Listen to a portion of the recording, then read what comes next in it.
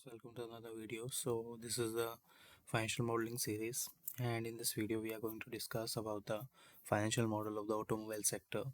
So we are taking the company name is Mahindra and Mahindra here.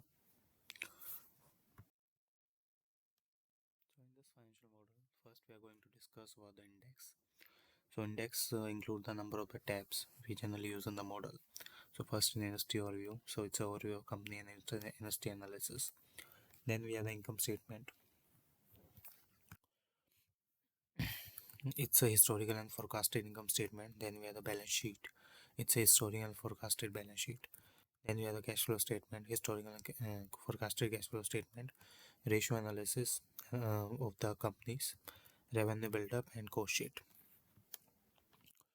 Let's say industry parameters include the industry and companies data, and we go to a revenue build-up. So if we click on this, so this is the revenue build-up. So first we include the sales of the product. So this is the sales of the product of a particular company. Let's say this company is selling the cars, so this is the total sales of the car year on year. Then we find out the percentage growth. Let's say in the first year the value was 322, and in this year it's the 539, and 66 is a 20% increase year on year. Then we increase by this by 25%. Then we have the sales of services per year. Apart from the car sales, there's the sales of services as well. It's a car service amount, so this is the sales of service.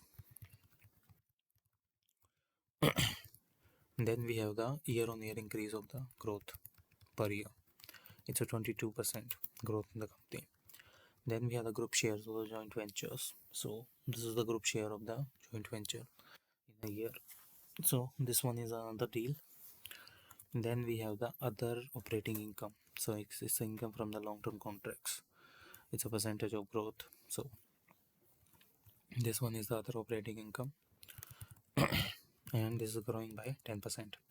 And then we grow this by 3% per year in the future years. Then we have the hire purchase lease rental agreements. So its growth is 24%. Now it's growing by the 48% year on year. Then we have the scrap sales. So this one is the scrap sales, and this is the growth rate in this. Then we have the interest income of the finance companies. So this one is the interest income of finance companies. So this is the growth, and this one is here. Then we have the profit on the sale of intangible assets. Sorry, tangible assets. So we have the year growth is minus 17.4%, minus 50%. Then we grow by 5%. Then we have the government grants and incentives per year. So it's a 28.86%.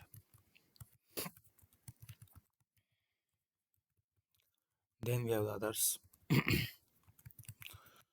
Its growth is 82% and 43%. Then we grow this by 8344, 1205, 7301. Then we have the group shares of joint ventures. It's a percentage stake. Then we have the total of other operating income. So this one is this total of everything. Then we have the total, and the excise duty is also there. Then this is the final revenue after the deduction of the excise duty. So this one is a parameters for the revenue. So there are another parameters for that. Let's say blue for the actual data. So this is the actual historical data. Black is for the calculations. So this one is the calculations for the particular number. This is the calculation of the number on a different basis. And green is for the linkage of the particular number. So these are the different parameters for different number.